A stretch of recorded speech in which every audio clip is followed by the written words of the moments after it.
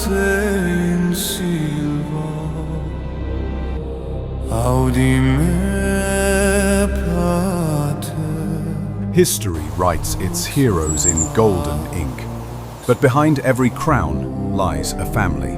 And behind every family, a story no screenwriter would dare invent.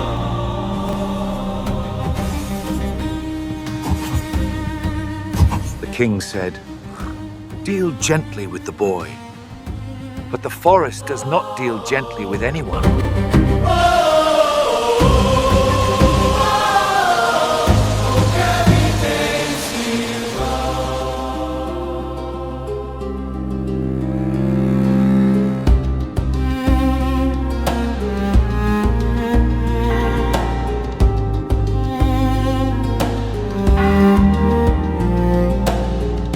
David isn't just a royal dynasty. It's a textbook case of dysfunctional family dynamics. You have a patriarch with deep trauma, 8 wives, and children raised in constant competition for attention. And murder happening right under everyone's noses. David was a war hero who became king. But being a king is not the same as being a father. And when you bring your traumas home, the children pay the price.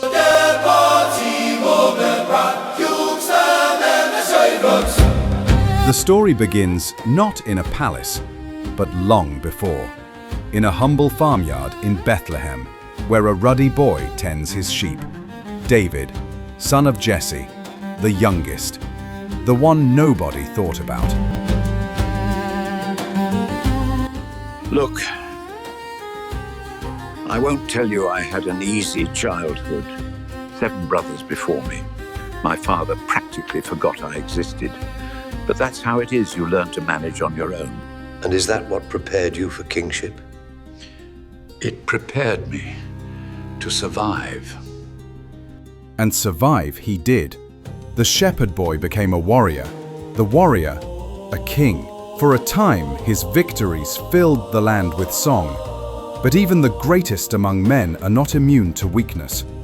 And then came the night that changed everything. The moment when a weary king looked down from his rooftop and saw her, a woman bathing, Bathsheba.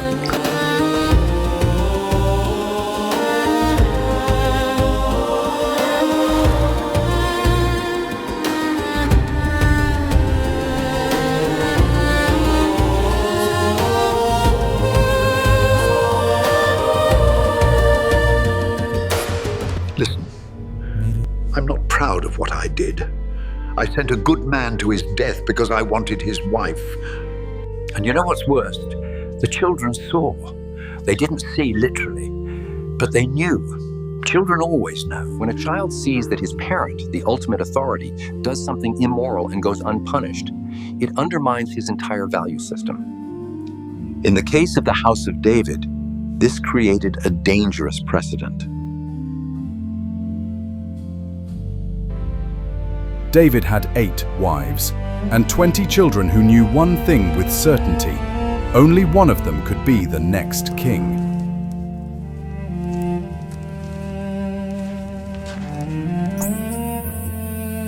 Amnon was the firstborn. Absalom was the beautiful one. It wasn't a fair fight from the start. My Absalom. From the moment he was born, everyone stared. Not like Amnon, who was practical. Absalom was a work of art. Did you believe he would be king? I knew. Someone once asked me which of my children I was closest to. Absalom. Without question, Absalom. He was magnetic. Even as a small child, he'd follow me everywhere, to court, to the training grounds. Always watching, always learning.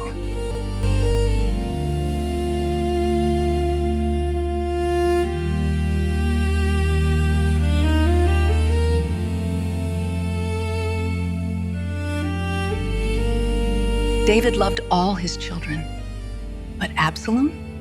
Absalom was special to him, maybe because he was beautiful, maybe because he was mine, maybe because Absalom adored him back.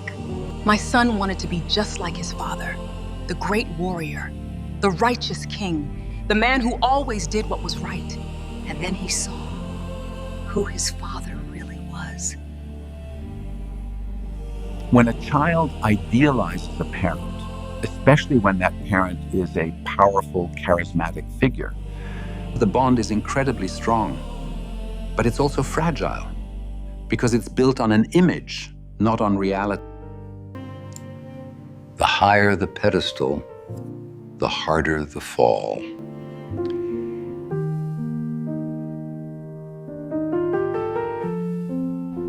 I saw it happening, the distance. But I thought it was just him growing up. I didn't realize he was watching me, judging me, waiting to see if I was the man he thought I was. In developmental psychology, we talk about the fall of the parent. It's when a child realizes their parent is flawed. For most children, this happens gradually. They learn to accept complexity, nuance. But for Absalom, it happened in one catastrophic moment. And the parent didn't just fall from the pedestal, he shattered. And then came Tamar, and nothing was the same again. Tamar, daughter of David and Ma'akah, Absalom's full sister, a young woman in a house of male princes. What happened next is one of the darkest events in biblical history.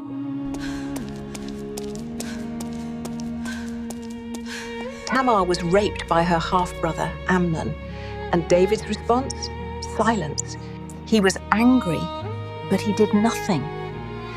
And Absalom, he saw that weakness.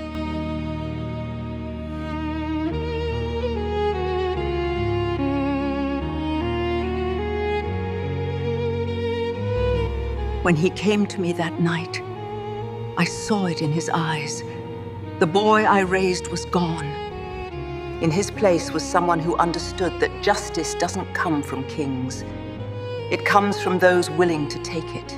A toast. Absalom invited all his brothers to dinner, but there was only one brother who truly mattered to him. Drink up, gentlemen.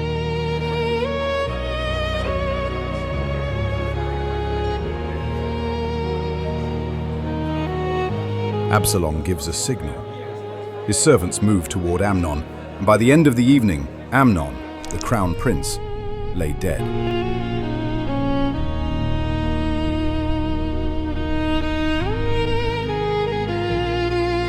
How did you receive the news of Amnon's death? That was the moment I knew I'd lost both sons, one dead, and the other became something I no longer recognized. David faces the most difficult moral dilemma.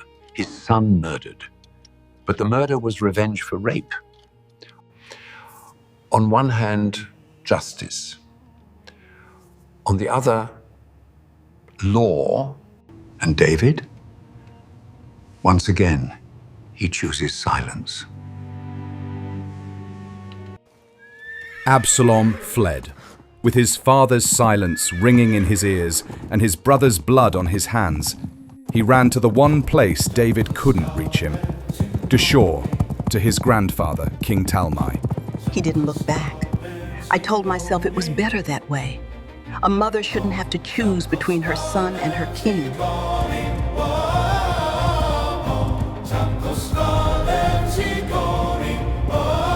People whispered that Absalom was a murderer.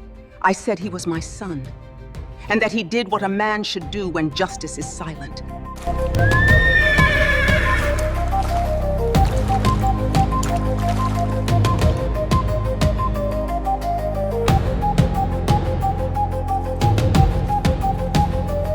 Years.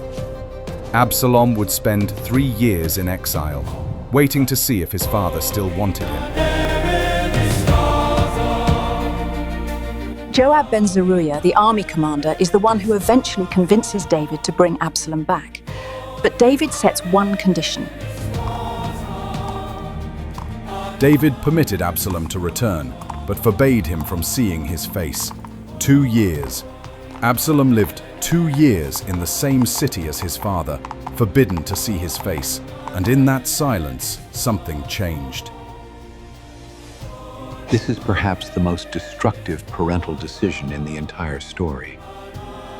David thinks it's punishment, but he's actually reinforcing Absalom's deepest wound.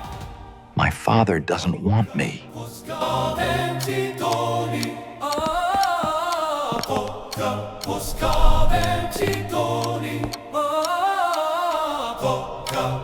2 years of waiting, 2 years of silence. Absalom had had enough. If David wouldn't see him, Absalom would make himself impossible to ignore. So he set fire to Joab's barley field.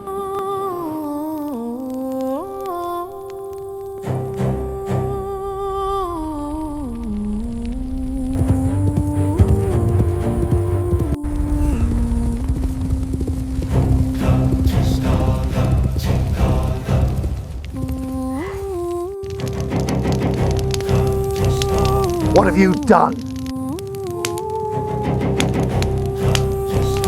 Now you're listening.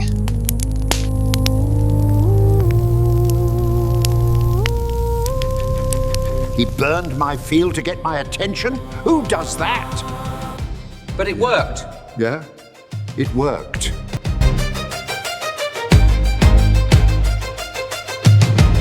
The burning of the field achieved its purpose. Joab persuaded David to see Absalom. It's time.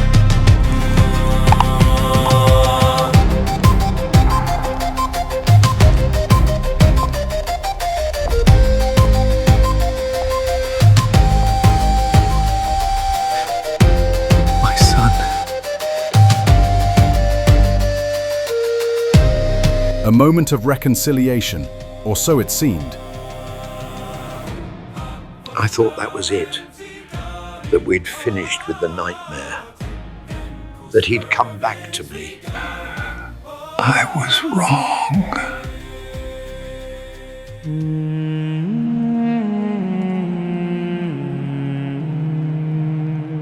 Your loyalty means everything to me.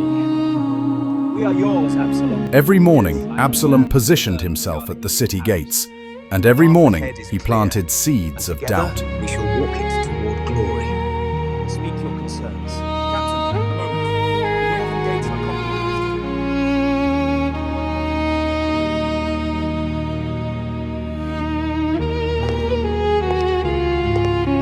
compromised. Absalom spent 4 years undermining his father's authority, not through violence, through charisma. He was brilliant at it.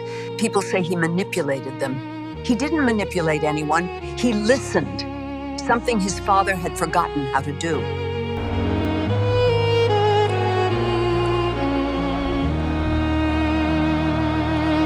I loved my father. I admired him. But King David is now a weak man. Jerusalem deserves a stronger hand. And I will give it to her.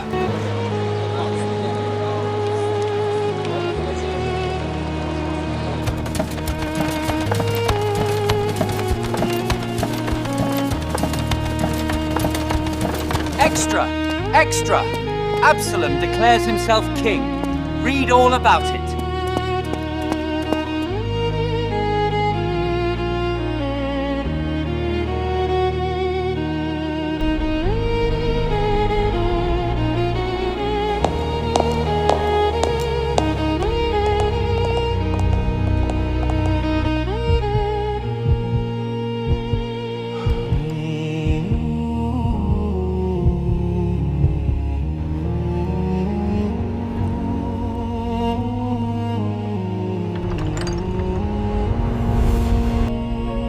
My lord, he did it. Absalom has declared himself king. You know what broke me? Not that he rebelled, but that he did it in Hebron, the place where I was first crowned. He was rewriting me.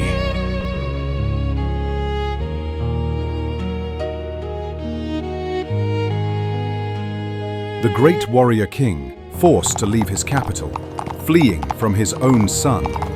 The image shattered every myth. David's flight is psychologically devastating. The man who killed Goliath, who conquered Jerusalem, reduced to a refugee by his own child. This is what unresolved family trauma looks like.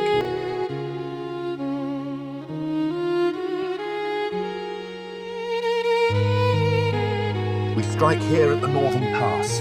Ensure the legions are in position by dawn. It will be done, my king. Joe, be gentle with the boy Absalom. For my sake. Did you intend to obey that order? Next question.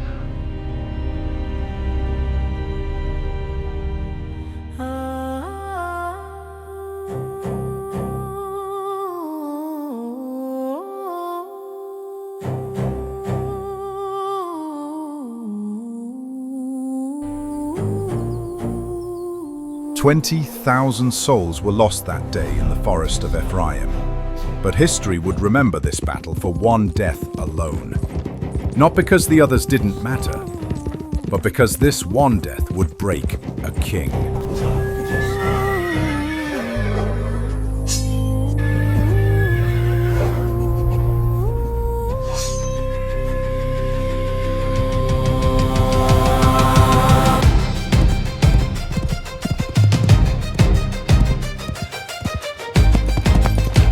And Absalom rode upon a mule, and the mule went under the thick boughs of a great oak, and his head caught hold of the oak, and he was taken up between the heaven and the earth.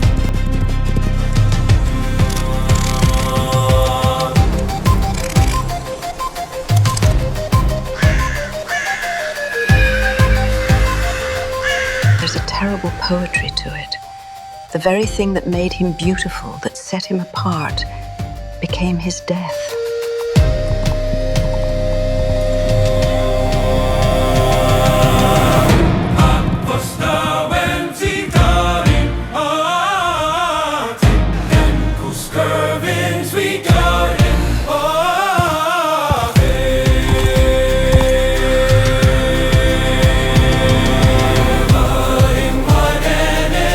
So this is how it ends, Absalom.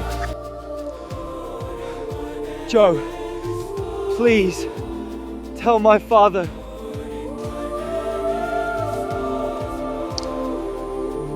I'll tell him you were brave.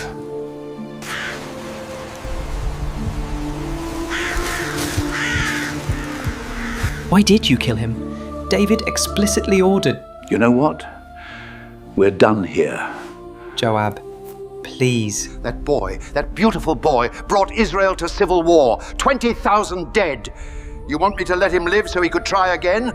David couldn't make the hard choices. He never could. Not with Amnon. Not with Absalom. Someone had to. I did what needed to be done. I'll answer for it when I stand before God, but not to you.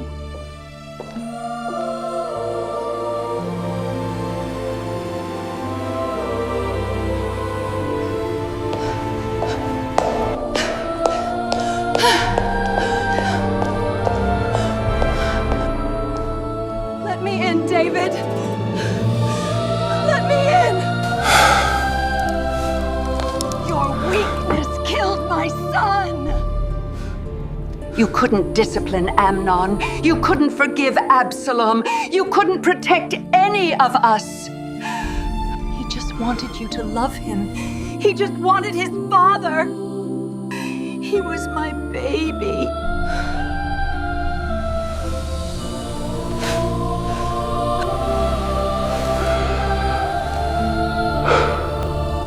Do you blame Joab? I blame myself. Every night I dream of that forest. And in my dreams, I'm the one hanging from the tree, not him, me. He once looked at me like I was his hero, and then I stopped being one. Marka was right. She screamed it through my door. Every word was true. David's grief is the grief of a father who realizes too late that he failed. Not as a king, as a father. The crown he protected so carefully? it meant nothing in the end. I never spoke to David again. Not one word. What was there to say? My son was dead because his father loved being king more than being a father. Do you think Absalom would have been a good king? He would have been magnificent. But he never wanted to be king. He wanted to be seen.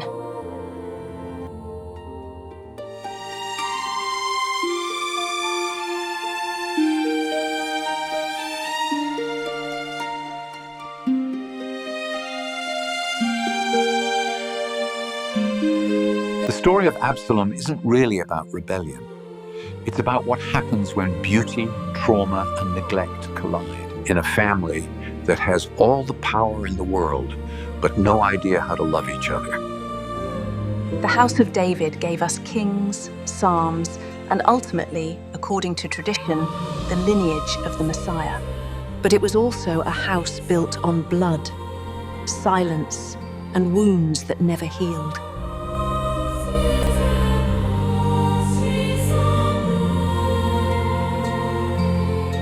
You want to know if I have regrets? Every soldier has regrets. But I'd do it again. He was hanging there, helpless. And you know what he said? My father. Not help me, not please, just my father. Even at the end. That's all he wanted.